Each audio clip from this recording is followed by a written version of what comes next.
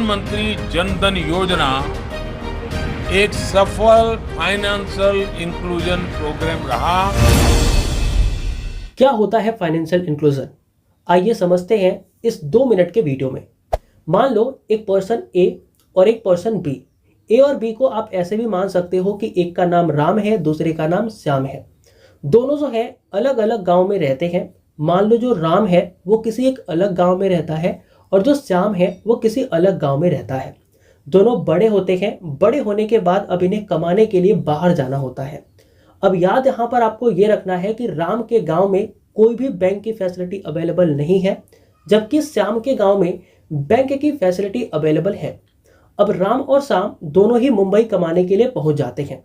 काफी मेहनत करते हैं, काफी अर्निंग करते हैं और कुछ पैसे इकट्ठा कर लेते हैं। अब जैसे दोनों ने पैसे इकट्ठे करे तो अब उनके दिमाग में क्या आता है कि उनको अपना एक घर बनाना है, जो घर काफी पुराना हो गया है। तो इसके लिए वो क्या करते हैं, पैसे कमा के घर लेके आते हैं। लेकिन घर बनाने में टाइम होता है, तो इसके वजह से अब राम के गांव में कोई बैंक नहीं है, तो उसकी माँ अपने पैसों, जो राम ने पैसे कमा के लाए थे, उस पैसे को वो एक संदूक में रख देती है। जबकि श्याम के गांव में बैंक है, तो इसलिए उसकी माँ उस पैसे को ले जाके बैंक में जमा कर देती है। होता क्या है कि वहां पर गांव के अंदर एक बाढ़ आ जाती है, जिस बाढ़ के अंदर सारी जो संपत्ति है, जो सारा चीज सामान है, वो लोगों का पानी में बह के चला जाता है। अब बाढ़ आने से, सामान बहने की वजह से जो राम है, राम के घर में जो संदूक रखा था जिसमें पैसे थे, वो संदूक भी पानी में बह के चला गया, जिसके वजह से अब राम के पास पैसे नहीं है। लेकिन जो श्याम है उसने पैसे बैंक में जमा किए थे, तो उसके पैसे अभी भी बिल्कुल सेफ है। तो अब जब बात घर बनवाने की आती है, तो राम के पास पैसे नहीं है, तो उसे मजबूरन मनी लेंडर के पास जाना होता है और उसे लोन लेना पड़ता है उनसे, ताकि वो घर बनवा सके। और इस चीज के लिए उसको काफी हैवी इंटरेस्ट जो है वो पे करना पड़ता है मनी लेंडर को। जबकि यहां पर अगर आप श्याम को देखोगे तो उसने बैंक में जाके वापस से अपने पैसे विड्रॉ किए और उसने बिना किसी हैवी लोन के उसने अपना घर बनवा भी लिया। इवन जब घर को फिनिश करना था, तो उस टाइम पर राम को और एक्स्ट्रा पैसे की नीड पड़ी, तो उसने मनी लेंडर से और भी एक्स्ट्रा ब्याज पे पैसे लिए। जबकि श्याम को अगर और भी पैसे की जरूरत पड़ी, तो उसने आसानी से उस बैंक में जाकर के होम लोन के थ्रू एक सस्ते ब्याज दर पे, सस्ते इंटरेस्ट रेट पे उसने पैसे वहां से अक्वायर कर लिए। तो इस स्टोरी से कहीं ना कहीं आपको इतना पता लग गया होगा कि एक बैंक के होने और ना होने से किसी की परिस्थिति कैसे बदल सकती है और कैसे उसके डेली लाइफ में प्रॉब्लम आ सकती है। और अगर मैं बात करूं डेली लाइफ की प्रॉब्लम की, तो वो कैसे रिजॉल्व भी हो सकती है। तो यहां पर जो आपने कंडीशन देखी राम की, राम को हम कह सकते हैं कि वो फाइनेंशियली एक्सक्लूडेड है। जबकि जो आपने श्याम की कंडीशन देखी, इसमें आप कह सकते हो कि वो फाइनेंशियली इंक्लूजन है। तो आई होप अभी आपको क्लियर हो गया होगा कि फाइनेंशियल इंक्लूजन क्या है। यानी कि जहां पर आपको बैंक रिलेटेड सुरक्षा मिलती है, बैंक रिलेटेड सर्विसेज मिलती है, जहां पर इंसान जो है वो बैंकिंग सिस्टम से कनेक्ट कर पाता है खुद को, that is known as financial inclusion. और जहां पर बैंकिंग सिस्टम नहीं है, जहां पर बैंकिंग सिस्टम की जो सर्विसेज हैं उनको कोई अवेल नहीं कर पा रहा है, तो that is considered as financial exclusion. तो आज के जो हम टॉपिक पढ़ने वाले हैं वो है हमारा फाइनेंशियल इंक्लूजन। लेकिन उससे पहले हम किन किन चीजों के बारे में पढ़ेंगे, एक बार मैं आपको बता देता हूं। हम पढ़ेंगे कि व्हाट इज फाइनेंशियल एक्सक्लूजन, कि फाइनेंशियल एक्सक्लूजन है क्या, फाइनेंशियल एक्सक्लूजन के अंदर कौन कौन से लोग आते हैं, आखिर वो कौन से लोग हैं जो फाइनेंशियली एक्सक्लूडेड है, मीनिंग क्या है हमारे फाइनेंशियल इंक्लूजन का, ऑब्जेक्टिव क्या है फाइनेंशियल इंक्लूजन का, फाइनेंशियल इंक्लूजन स्कीम इंडिया के अंदर कौन कौन से हैं जो हमारे गवर्नमेंट के द्वारा लाए गए हैं, फाइनेंशियल इंक्लूजन इनिशिएटिव आरबीआई ने कौन कौन से लाए हैं, बीसी और बीएफ मॉडल क्या होता है, फाइनेंशियल इंक्लूजन इंडेक्स क्या होता है, और financial inclusion and digital payment system के ऊपर हम बात करेंगे, जिससे कि हमारे सीएपीएफ एग्जाम के अंदर अगर हम चाहें तो एक अच्छा ऐसे लिख के आ सकते हैं। तो सबसे पहले तो हम समझते हैं कि what is financial exclusion. Financial exclusion है क्या? देखो, फाइनेंशियल एक्सक्लूजन के अंदर आप कह सकते हो कि जहां पर लोगों के पास बैंक अकाउंट नहीं होते, डेबिट कार्ड या फिर क्रेडिट कार्ड जैसे कोई भी सर्विसेज अवेल नहीं कर सकते, लोन उनको नहीं मिल सकता, इंश्योरेंस कवर नहीं है, तो इस तरीके की सेवाओं से एक्सक्लूडेड पर्सन को हम कहते हैं कि वो फाइनेंशियली एक्सक्लूड है। मतलब क्या है कि फाइनेंशियल एक्सक्लूजन एक सिचुएशन है जहां पर पीपल को अपनी मेन स्ट्रीम में फाइनेंशियल सर्विस जैसे कि banking account, credit facility, credit card and insurance जैसी फैसिलिटी नहीं अवेल हो पाती है। तो इसको हम कहते हैं फाइनेंशियल एक्सक्लूजन। अब देखो फाइनेंशियल एक्सक्लूजन आखिर होता क्यों है, इसके पीछे का रीजन क्या क्या है। देखो फाइनेंशियल एक्सक्लूजन के पीछे का रीजन है लो डिस्पोजेबल इनकम, यानी कि लोगों के पास पैसा ही नहीं है। लोगों के पास पैसा ही नहीं है कि वो बैंक अकाउंट ओपन कर सके, उसके अंदर पैसे को जमा कर सके। दूसरा, लोकेशनल एस्पेक्ट। कई बार क्या होता है कि पर्सन का अपना एक परमानेंट एड्रेस नहीं होता, क्योंकि लोग क्या होते हैं, कभी काम करने के लिए मुंबई जाते हैं तो कभी काम करने के लिए दिल्ली जाते हैं, कभी वो यूपी में काम करते हैं तो कभी वो बिहार में काम करते हैं। तो इससे क्या होता है कि उनके पास कोई परमानेंट एड्रेस नहीं होता, जिसके वजह से उनका किसी बैंक के अंदर अगर आप देखोगे तो अकाउंट नहीं होता। तो इसके वजह से उनको फाइनेंशियली एक्सक्लूड हो जाते हैं। Wrong perception of the financial product and all, जो भी चीज़ें हैं आप पढ़ लेना, ये हमारे वो रीजन है जिसके वजह से क्या होता है कि पर्सन फाइनेंशियली एक्सक्लूड हो जाता है, बाहर हो जाता है। देखो यहाँ पर मैं टाइम ज़्यादा लूंगा नहीं ना, इसके लिए आप पढ़ लेना। देखो लो डिस्पोजेबल इनकम समझ में आ जाएगा, लोकेशनल एस्पेक्ट मतलब परमानेंट कोई एड्रेस नहीं है, रॉन्ग परसेप्शन उनको लगता है कि ये फाइनेंशियल प्रोडक्ट उनके लिए है ही नहीं। फिर आता है कि possibility of the interceptory kinds of suspicion, मतलब वही सस्पिशन आ जाता है। Proximity of the money lender, कई बार मनी लेंडर पैसे जल्दी दे देते हैं एज कम्पेयर टू बैंक, उनकी प्रॉक्सिमिटी काफ़ी ज़्यादा है। कॉम्प्लिकेटेड प्रोसीजर है, आप देखोगे बैंक के अंदर फॉर्मेलिटीज़ बहुत है जिससे कि पैसे वगैरह लोग लेने नहीं जाते। तो ये सब रीजन है जिसके वजह से पीपल हमारे फाइनेंशियल एक्सक्लूड हो जाते हैं। अब देखो कौन कौन से लोग हैं जो फाइनेंशियली एक्सक्लूडेड है, जिनके बैंक अकाउंट नहीं है, जिनके पास कोई क्रेडिट कार्ड नहीं है, कोई इंश्योरेंस नहीं है, कोई लोन फैसिलिटी नहीं है। यहाँ पर सबसे पहला आएगा हमारा रूरल पुअर पीपल, यानी कि जो गांव के गरीब लोग हैं, जो रूरल पुअर पीपल है हमारे, वो ऐसे पर्सन होते हैं जो फाइनेंशियली एक्सक्लूड होते हैं।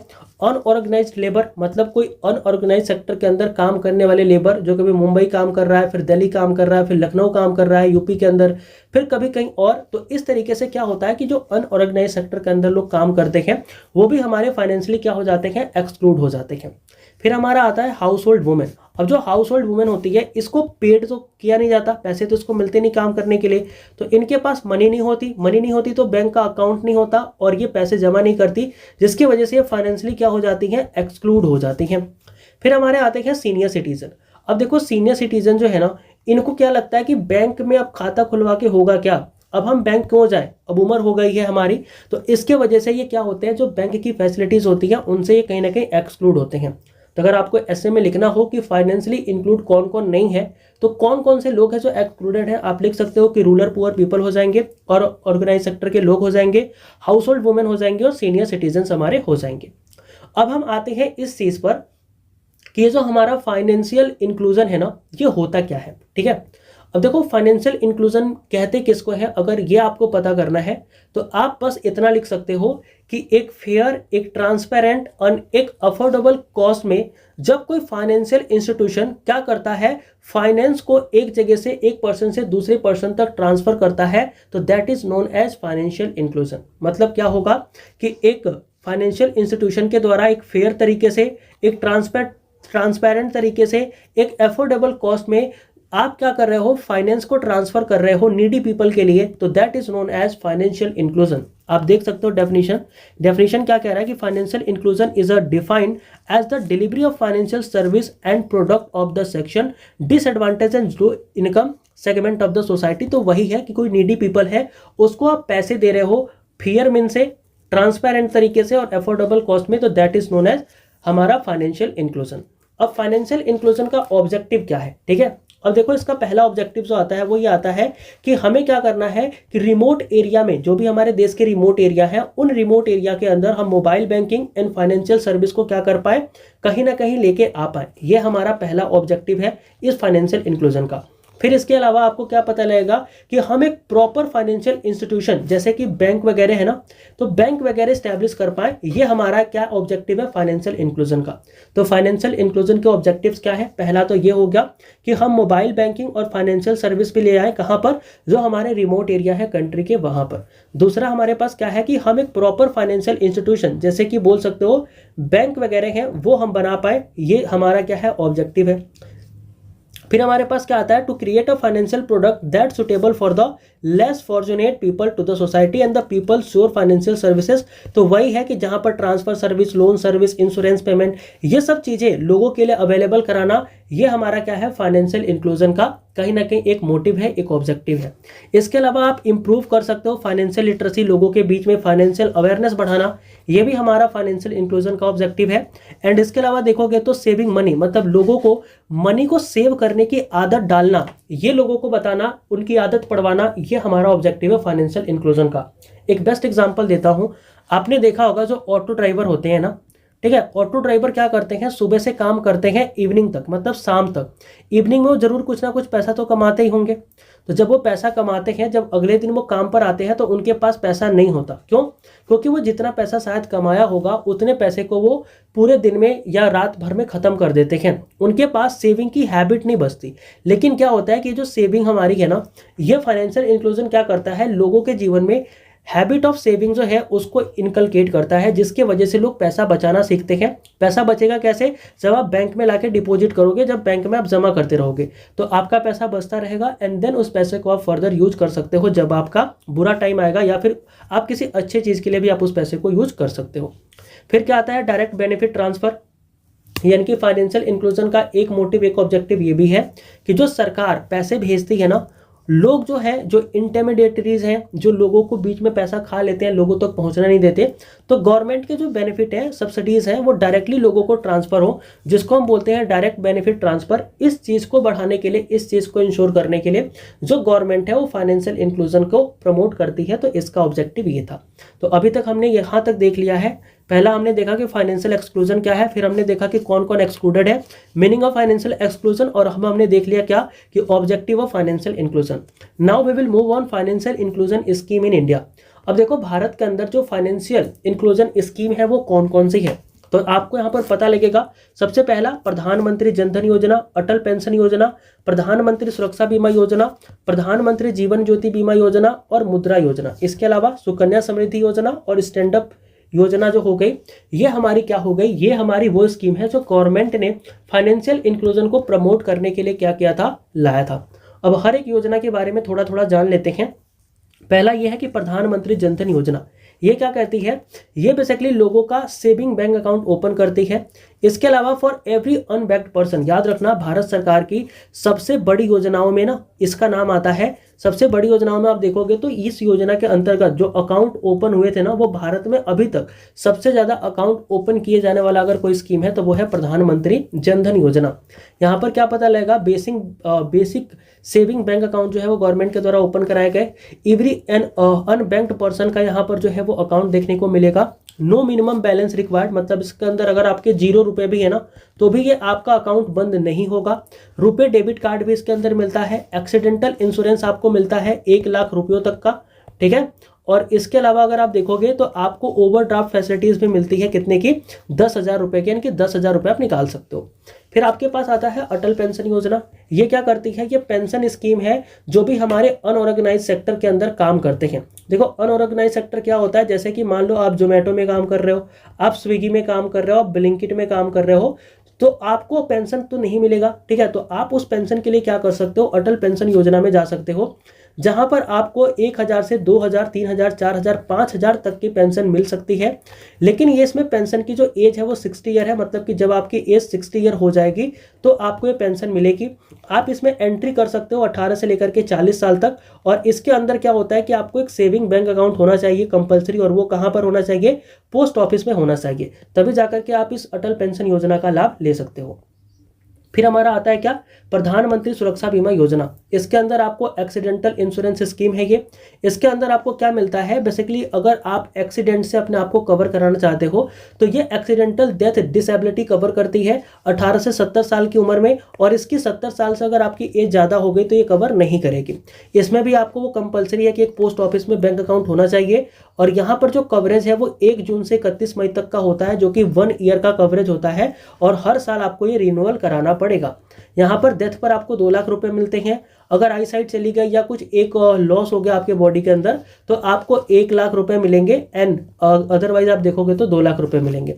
इसमें क्या है कि अगर आप इस स्कीम में इनरोल होना चाहते हो तो 20 रुपए के अंदर क्या हो सकते हो, इस स्कीम में आप इनरोल हो सकते हो। फिर हमारे पास आता है प्रधानमंत्री जीवन ज्योति बीमा योजना। इसमें होगा, ये भी इंश्योरेंस स्कीम है। इसमें भी होता है किसी वजह से आपकी डेथ हो गई तो आपको ये पैसे मिलेंगे। इसमें भी 18 से 50 साल है और मैक्सिमम एज जो है वो 70 तक है। पोस्ट ऑफिस में बैंक होना चाहिए। 2 लाख डेथ पे मिलता है। प्रीमियम इसका 436 है, जो कि आपके बैंक अकाउंट से क्या होता है, ऑटो डेबिट हो जाता है। फिर आता है प्रधानमंत्री मुद्रा योजना। इसके बारे में भी आप पढ़ सकते हो कि इसके अंदर क्या होता है। एक चीज और ध्यान रखना कि प्रधानमंत्री मुद्रा योजना में 3 चीजें होती हैं, ठीक है ना। अगर बोल सकते हो कि जो इनकम है वो अगर 50,000 से कम है तो शिशु है, 50,000 से 5 लाख है तो किशोर है, और 5 लाख से 10 लाख है तो यह आपका तरुण है। ये बेसिकली क्या है, देखो इतना डिटेल में नहीं जाना, ना तो लिखना है, बट हमें योजनाओं के बारे में पता होना चाहिए क्योंकि यहाँ से भी क्वेश्चन पूछ ले जाते हैं। फिर आता है स्टैंड अप इंडिया। देखो स्टैंड अप इंडिया क्या है कि SC ST and women entrepreneur को हेल्प करने के लिए बनाया गया है। इसके अंदर बैंक आपको 10 लाख से 1 करोड़ रुपए का लोन देती है, लेकिन इस लोन को किसी SC ST या फिर एक वुमेन के नाम पर ही क्या किया जा सकता है, दिया जा सकता है। इसके अंदर जो एज है वो 18 साल से ज्यादा की होनी चाहिए। 51% उस बिजनेस का स्टेक होल्डर कौन होना चाहिए, SC ST या फिर महिलाएं होनी चाहिए, ठीक है। इसके लिए आपको कोलेटरल सिक्योरिटी देने की जरूरत नहीं है, आपको फ्री में लोन मिल सकता है। तो ये हमारा है स्टैंड अप इंडिया, जिससे कि क्या किया गया, लोगों को कहीं ना कहीं फाइनेंशियली इंक्लूड किया गया, उनको बैंक से जोड़ा गया। इसके अलावा आप देखोगे तो आपके पास आता है सुकन्या समृद्धि योजना, ठीक है। सुकन्या समृद्धि योजना में क्या होता है कि ये स्मॉल सेविंग स्कीम है वेलफेयर ऑफ द चाइल्ड के लिए। इसमें क्या होता है कि अगर आपके घर कोई बच्ची है तो आप उसके नाम पर क्या कर सकते हो, पैसे जमा करा सकते हो बैंक अकाउंट ओपन करके, ठीक है, 10 साल की उम्र से ही। अब जब वो बच्ची 18 साल की हो जाएगी तो उसके पढ़ाई के लिए आप चाहो तो उसका 50% जो पैसा है वो निकाल सकते हो। एंड जब वो 21 ईयर की हो जाएगी, मतलब कि जब उसकी शादी की उम्र हो जाएगी, तो आप पूरा पैसा निकाल करके उसकी शादी भी कर सकते हो। तो यहाँ पर जो गवर्नमेंट है वो सुकन्या समृद्धि योजना के अंदर ये बात करती है। फिर हमारे पास आता है financial inclusion by RBI। RBI कैसे फाइनेंशियल इंक्लूजन करती है, तो यहाँ पर आपको पता लगेगा, गवर्नमेंट के तरफ से तो जो स्कीम थी वो हमने देख लिया। RBI के स्कीम में आपको पता लगेगा कि नो फ्रिल अकाउंट है, इसके अलावा DSBDA है, बैंक ब्रांच एक्सपेंशन है, land bank system, lead bank system है, और पेमेंट बैंक है, और BCBF मॉडल है। तो सबसे पहले तो हम बढ़ते हैं नो फ्रिल अकाउंट्स के ऊपर कि RBI के द्वारा जो लॉन्च किया गया है, इससे फाइनेंशियल इंक्लूजन कैसे बढ़ता है। देखो नो फ्रिल अकाउंट में क्या होता है, देखो नो फ्रिल अकाउंट में ना आपको बैंकिंग सर्विस जो है वो प्रोवाइड होती है। इसके अंदर क्या होता है कि बैंकिंग सर्विस दिया जाता है गरीब लोगों को। इसके अंदर आप देखोगे तो इसको इंट्रोड्यूस किया गया था 2005 में, किसके द्वारा, RBI के द्वारा। Account maintain with a very low minimum balance, यदि आपके पास कम रुपए हैं तो भी आप इसके अंदर क्या कर सकते हो, अकाउंट ओपन कर सकते हो और अपने अकाउंट को आप मैनेज कर सकते हो, ठीक है। तो मिनिमम बैलेंस के ऊपर आप अकाउंट जो है वो बैलेंस कर सकते हो, ये बात कही गई थी नो फ्रिल अकाउंट के अंतर्गत, जिससे कि क्या हुआ कि जो गरीब लोग हैं जिनके पास कम पैसे हैं उन्होंने भी बैंक में अकाउंट ओपन कर लिए। फिर आता है हमारा BSBDA मॉडल। अब देखो BSBDA मॉडल क्या है, ये है आपको फ्री में बैंकिंग सर्विसेज प्रोवाइड करता है। अब फ्री बैंकिंग सर्विस कैसे प्रोवाइड करेगा, तो आप देखोगे कि इसके अंदर सेविंग अकाउंट ओपन होते हैं on the certain minimum facilities. इसके अंदर आपको ATM कम डेबिट कार्ड भी मिलता है। अकाउंट के अंदर आप इंडिविजुअली क्या कर सकते हो, अपना एक अकाउंट ओपन कर सकते हो अगर आपका कोई थोड़ा सा भी इनकम वगैरह है तो। नो मिनिमम बैलेंस, यानी कि आपको भी यहाँ पर बैलेंस की नीड नहीं है। No limit number of deposit made, आपको कितना डिपॉजिट करना है इसका भी कोई यहाँ पर लिमिट नहीं है। Maximum of your withdrawal free of charge यहाँ पर होगा। अगर आप 4 विड्रॉवल करते हो 1 मंथ के अंदर तो फ्री ऑफ कॉस्ट होगा, मतलब आपका कोई भी पैसा डिडक्ट भी नहीं होगा। तो ये चीज़ यहाँ पर लाई गई, जिसकी वजह से जो लोग हैं उन्होंने बैंक अकाउंट में अपने बैंक के अंदर अपने अकाउंट ओपन करने स्टार्ट कर दिए। अब देखो BSBDA जो है ये ओपन किया जा सकता है किसी भी बैंक में।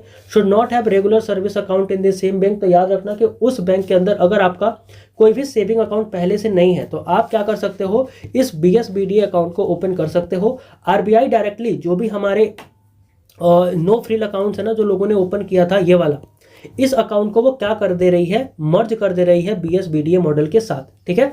चलो इसके बाद हम आते हैं नेक्स्ट जो हमारा है वो आता है कि RBI की ब्रांच एक्सपेंशन पॉलिसी।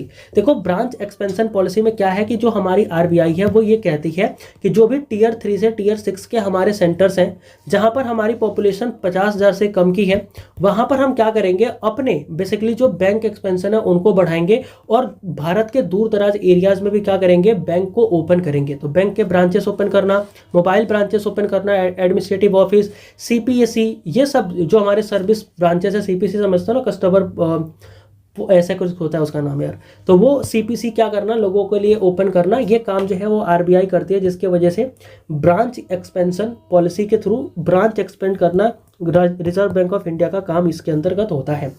फिर आता है लीड बैंक स्कीम। इसके अंदर क्या होता है कि इंडिविजुअल बैंक अलॉटेड होते हैं डिस्ट्रिक्ट में, लीड बैंक एक्ट करते हैं अलॉटेड डिस्ट्रिक्ट को एंड कोऑर्डिनेट करते हैं विद द क्रेडिट इंस्टीट्यूशन। तो इसके वजह से क्या होता है, जो एमएसएमई या फिर अदर इकोनॉमिक सेक्टर है, इनके अंदर जो फ्लो ऑफ क्रेडिट है वो बना रहता है और पैसे उनको टाइम पर मिलते रहते हैं। फिर आता है हमारा एसएमई। देखो यहाँ पर क्या पता लगता है कि जो हमारा स्मॉल फाइनेंस बैंक है एंड पेमेंट बैंक है, इनको प्रोवाइड कराया जाता है बैंकिंग सर्विसेज जो भी हमारे अनबैंक्ड या अनबैंक्ड रीजन होते हैं सोसाइटी के, उन लोगों के साथ। अब आता है बीसीबीएफ मॉडल, इसको जरा समझना।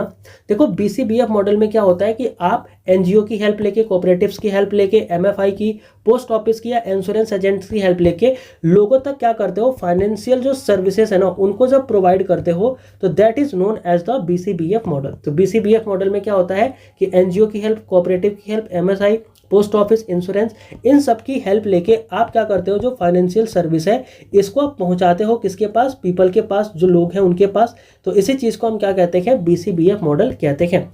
तो आरबीआई ने इसे इंट्रोड्यूस किया था BC and business facilitator model 2006 के अंदर, ताकि वो क्या कर सके, फाइनेंशियल इंक्लूजन को बढ़ा सके बैंकिंग सेक्टर जहां पर नहीं है उन एरियाज के अंदर।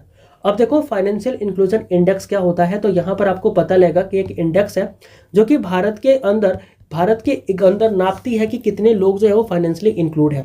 अब देखो इस इंक्लूजन के अंदर 0 से 100 तक की मार्किंग होती है। 0 का मतलब होता है कंप्लीट फाइनेंशियल एक्सक्लूजन, 100 का मतलब होता है कंप्लीट फाइनेंशियल इंक्लूजन। इसके अंदर भी 3 तरीके होते हैं नापने के। अगर 35% है, इसका मतलब कि वहां पर फाइनेंशियल एक्सेस है, मतलब लोगों के पास बैंक वगैरह है। अगर 45 है इसमें, मतलब कि लोग उस फाइनेंशियल सर्विसेज का यूज भी कर रहे हैं। अगर 20% है तो फिर वहां पर क्वालिटी उतनी अच्छी नहीं निकल के आ रही, ठीक है।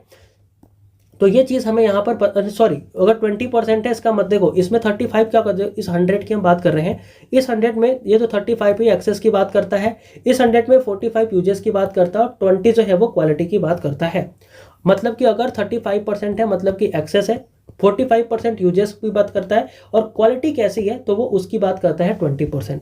Financial inclusion and digital payment system में आपको पता लगा कि गवर्नमेंट ने जो ये यूपीआई वगैरह हैं, तो यूपीआई के थ्रू आपने भीम को ऐड कर दिया, गूगल पे को, पेटीएम को, गूगल पे एंड फोन पे, ये सब क्या करते हैं, कहीं ना कहीं मोबाइल बैंकिंग के थ्रू जो हमारा फाइनेंशियल इंक्लूजन है उनको बढ़ाते हैं। तो आपको पता लगेगा कि ये जो मोबाइल नेटवर्क है, इसके वजह से जो फाइनेंशियल इंक्लूजन है इसका ग्रोथ हमें देखने को मिल रहा है। इसके अलावा जो हमारी गवर्नमेंट है उसने यूएसडीडी, यानी कि आपके पास अगर स्मार्टफोन नहीं है, अगर आपके पास कीपैड फोन है, तो आप इस यूएसडीडी का यूज करके क्या कर सकते हो, मोबाइल बैंकिंग का यूज कर सकते हो, आईएमपीएस का यूज कर सकते हो, आधार पे, डेबिट कार्ड, इन सब का यूज करके गवर्नमेंट ने क्या किया, कहीं ना कहीं फाइनेंशियल इंक्लूजन को बढ़ाने की कोशिश करी है। डिजी लॉकर ला करके जो आधार कार्ड एंड हमारे जो पैन कार्ड है इनको डिजिटलाइज कर दिया है ताकि लोग जो है वो इसका यूज कर सकें। तो कहीं ना कहीं ये था हमारा फाइनेंशियल इंक्लूजन।